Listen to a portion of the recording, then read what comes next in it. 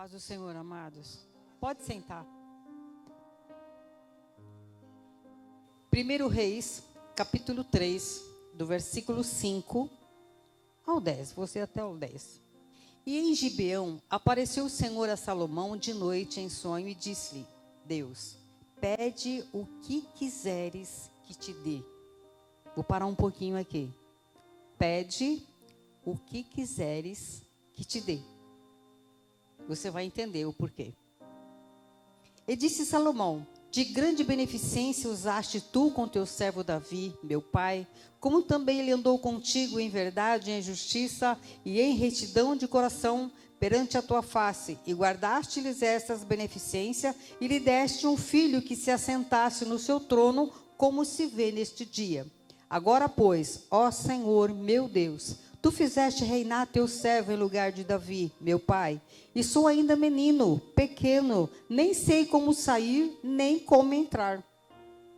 E teu servo está no meio do teu povo, que elegeste, povo grande, que nem se pode contar, nem numerar pela sua multidão.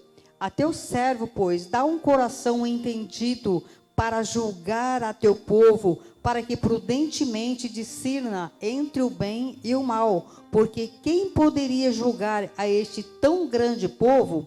E esta é a palavra, pareceu bem aos olhos do Senhor, que Salomão pedisse essa coisa. Eu vou ler mais um pouquinho para completar.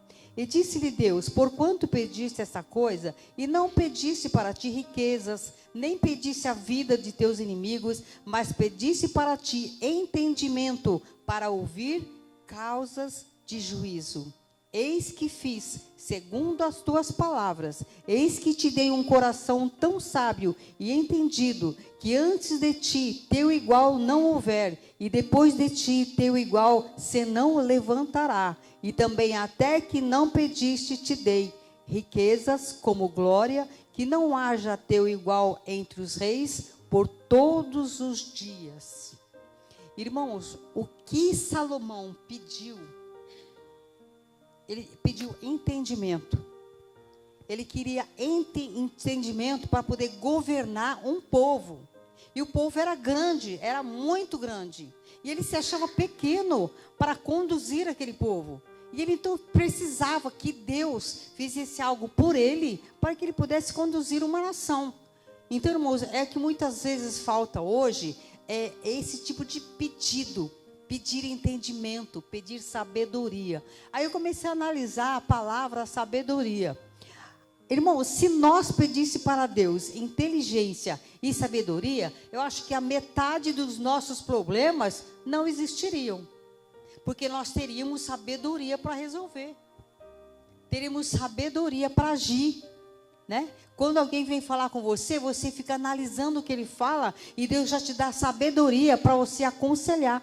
Em tudo nós teríamos sabedoria. E não precisava muitas vezes bater com a cara na parede, fazer algo errado e tornar a refazer. Porque não pedimos sabedoria a Deus. E a sabedoria do Senhor, ela é perfeita. Ela é perfeita. E foi o que Salomão pediu. Entendimento para governar uma nação.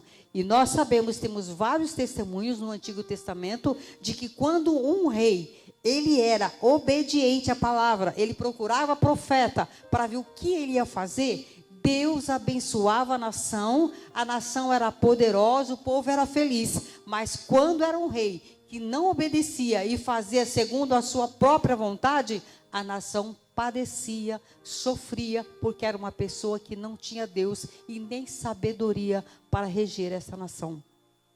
Eu fiquei assim me perguntando, nós erramos nas nossas orações. Nós não sabemos orar. Pensa comigo. Principalmente o assembleiano pentecostal. Quando ele dobra o joelho, ele já começa a pedir. Senhor, em nome de Jesus, e já vai pedindo, pedindo, pedindo. Irmãos, a oração ela é dividida em 3 partes. A primeira parte, você vai agradecer. Agradecer. Isso é uma oração com sabedoria. A segunda parte, você vai adorar. E a terceira parte é que você vai pedir. A gente faz invertido. A gente já dobra o joelho e já começa a pedir. Isso é falta de sabedoria. Porque a primeira coisa que a gente tem que fazer, até porque, irmãos, pedir perdão pelos nossos pecados. Você vai se dobrar diante do Pai. Então é importante que você pede para que Ele te perdoe. Porque você vai entrar na presença santa do Senhor. Você vai entrar ali no altar de Deus para falar com Ele. Então você precisa de sabedoria até para começar uma oração. E eu vejo aqui, Salomão, em tudo ele foi sábio. A gente sabe que Salomão, ele escreveu Cantares, ele escreveu Provérbios e ele escreveu Eclesiastes. Diz alguns teólogos que, quando ele escreveu Cantares, ele era jovem, cheio de sonhos, de planos, né?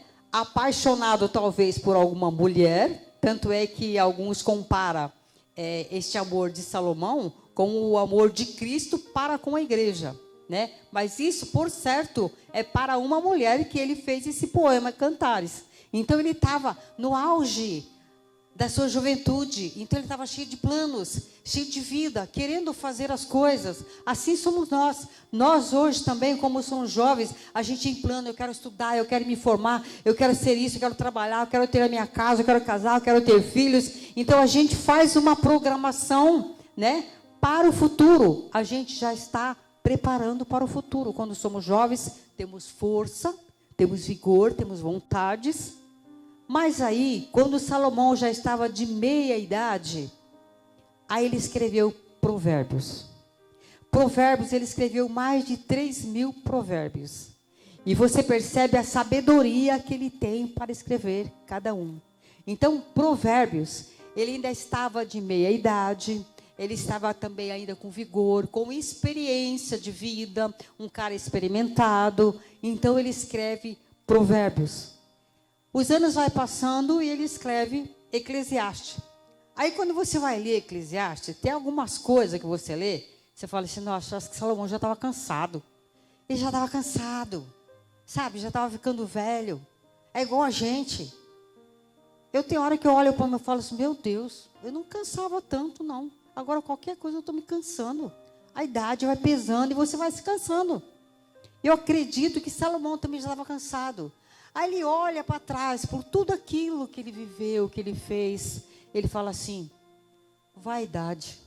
Tudo não passou de vaidade. Tudo é vaidade. Para que eu fiz tudo isso, tudo aquilo? Para talvez o meu ego, não sei. Né? E ele fala assim, ele fala algumas coisas meio estranhas. Se bem que tem sentido. Tipo assim, é melhor ir numa casa onde tem luto do que ir no lugar onde tem uma festa. Por que será que ele fala isso? Que é melhor ir numa casa que tem luto do que ir numa festa? Ué, numa festa não é melhor ir na festa do que, sei lá, chorar por uma pessoa que morreu? Mas o que eu entendo? Não sei se o meu pensamento está certo. Quando você está numa casa onde tem luto, ali o choro é verdadeiro, ali a tristeza é real. E quando você está nas festas, muitas vezes a pessoa está rindo, mas só ele sabe o que está dentro da vida dele, dentro do coração. Talvez uma tristeza que não tem o que tire, mas ele está ali, na festa. Então eu creio que é por isso que Salomão fala assim, olha, melhor estar lá no velório do que estar numa casa onde tem banquete, onde tem festa, comes e bebes. Então é bem melhor ficar lá, porque lá há sinceridade naquilo que está acontecendo. Então eu olho para isso, irmãos, e vejo assim, uma sabedoria gigante desse homem. Tem uma passagem na palavra aqui, no mesmo 1 Reis, no mesmo capítulo 3, mas o verso 16. Eu vou ler aqui, vocês vão entender. É uma passagem bastante conhecida, mas você vai ver a sabedoria dele para julgar, que foi o que ele pediu. Ele pediu entendimento, sabedoria para julgar, né, e para levar o povo para frente. Então diz aqui, então vieram 2 mulheres prostitutas ao rei e se puseram perante ele. E disse-lhe uma das mulheres, Senhor meu, eu e esta mulher moramos numa casa e tive um filho morando com ela naquela casa. E sucedeu que ao 3º dia, depois do meu parto, também esta mulher teve um filho. Estávamos juntas, estranho nenhum estava conosco na casa. senão nós ambas naquela casa. E de noite morreu o filho desta mulher, porquanto se deitara sobre ele. E levantou-se à meia-noite e me tirou o meu filho do meu lado, dormindo a tua serva, e o deitou no seu seio, e o seu filho morto deitou no meu seio. E levantando-me eu pela manhã, para dar de mamar a meu filho, eis que estava morto.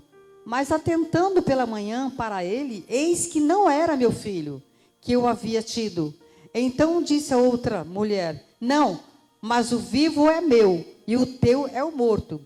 Porém, ela disse: não, por certo o morto é o teu, e o filho vivo é o meu. E elas ficaram nessa discussão. Não, o morto é teu, o filho é meu. E foi até a Salomão, para que Salomão decidisse essa causa.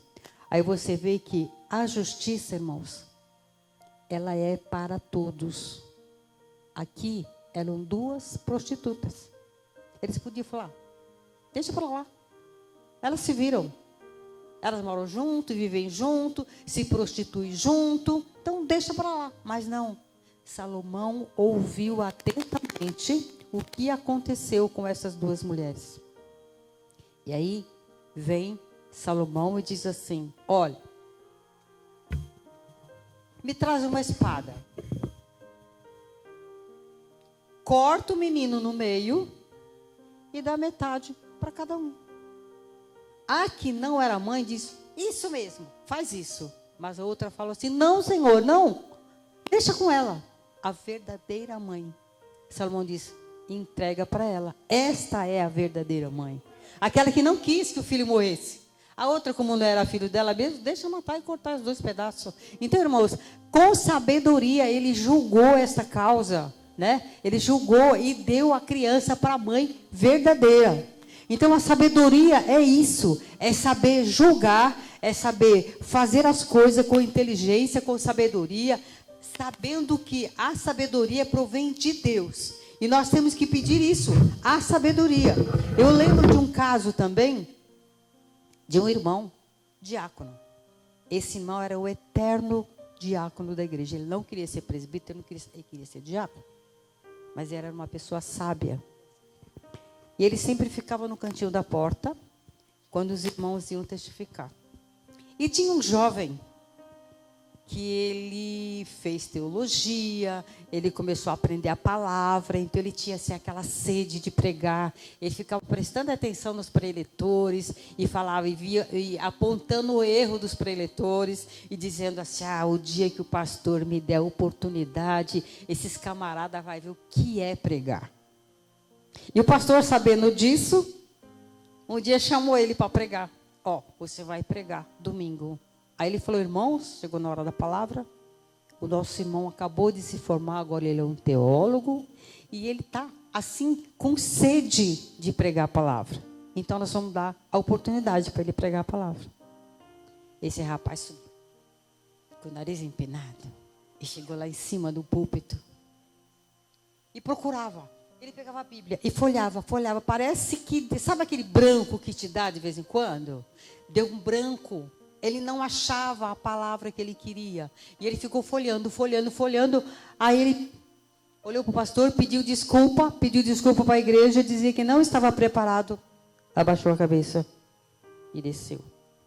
Quando ele estava descendo, o diácono que estava lá segurou ele pelo braço e disse: irmão, se você tivesse subido como você desceu, você tinha descido como você subiu. Então, a sabedoria do diácono. E é exatamente isso, né? A pessoa querendo saber muito e não sabe nada, irmãos. A gente passa uma vida inteira aprendendo. Eu estou com 70, vou fazer 72 anos. Eu olho para a palavra, eu não sei nada, eu preciso aprender. Eu vejo os irmãos pregar, as irmãs pregar, eu fico assim: meu Deus, que coisa maravilhosa, que conhecimento, que sabedoria, né? Esses dias o pastor falou uma coisa que ficou aqui na minha cabeça. Ele falou que tem membros que chegam para ele e falam assim: ai, pastor, eu sou membro de banco. Eu falei: o que ele vai responder agora? Eu falei assim: não, membro do banco é as pernas. As pernas do banco faz parte. Ela é um membro do banco. Você não, você é membro do corpo de Cristo. Então, irmãos, isso é sabedoria, não é? Eu fico pensando, às vezes ele fala as coisas, eu falo, eu quero ver como que ele vai sair dessa. E ele sai bonitinho daquilo. Isso, irmão, é sabedoria. Glória a Deus, aleluia. Então, irmãos, eu acho assim, a sabedoria é uma coisa que eu busco diariamente. Eu falo, Senhor, eu preciso de sabedoria para viver, eu preciso de sabedoria para orar, eu preciso de sabedoria para criar meus filhos, eu preciso ter sabedoria para viver com meu esposo, com a minha família. Eu preciso de sabedoria, porque sem ela eu não consigo fazer nada. Eu vou fazer as coisas, eu vou errar, eu vou machucar, eu vou falar aquilo que eu não devo. E a gente tendo sabedoria, a gente se policia em tudo. Né? Você se policia com quem você pode falar, com quem você pode brincar, porque não é todo mundo que você pode brincar, que tem pessoas que não aceitam brincadeira. Ela vem brincar com você, mas quando você vai brincar com ela, ela fecha a cara. Então, sabedoria, irmãos, é importantíssima na nossa vida. Eu preciso de sabedoria. Como agir, como fazer, como ler a palavra, como estudar a palavra, como passar a palavra para a igreja. E é uma coisa que eu ainda sou, como disse Salomão, eu sou tão pequeno, eu não sei nada. Eu não sei nem como entrar e nem como sair. Sabe, irmãos? Eu fico me policiando, depois eu falo assim, Jesus, mas quando as irmãs pedem para mim, se me dá para você dar uma palavra, eu não consigo falar não. Não consigo falar não. Porque eu acho que se eu falar não, eu estou negando algo que Deus dá para mim. Né? Deus dá para mim. Eu nunca fui assim uma pessoa que tinha vergonha de falar em público. Eu sempre tive facilidade para isso. Até mesmo na escola, fazia aquele grupo para fazer trabalho. Quem vai falar? A Silvani vai falar. Então sempre sobrava para mim. E isso foi bom, porque me fez ficar desinibida para falar. Só que para pregar precisa de conhecimento e de palavra. E de unção de Deus, de sabedoria de Deus. E é isso que eu busco todos os dias. Irmãos, nesta tarde, o que eu falo para vocês, busque sabedoria de Deus, para que você possa se dar bem em tudo que você fizer. Porque a sabedoria é prioridade para você não falhar tanto, não errar tanto. Porque quem é sábio, dificilmente erra. Dificilmente. É claro que se a gente tivesse a sabedoria, quando nós fôssemos orar, a única coisa que nós íamos pedir para Deus é salvação, cura e libertação. Porque a sabedoria nós já teríamos para agir em toda e qualquer circunstância. Se nós pedíssemos para Deus entendimento e sabedoria. Esta é a palavra que eu tinha para os irmãos. Que Deus abençoe a igreja, que possamos ser sábios em tudo. Amém? Deus abençoe. Eu agradeço a oportunidade em nome de Jesus.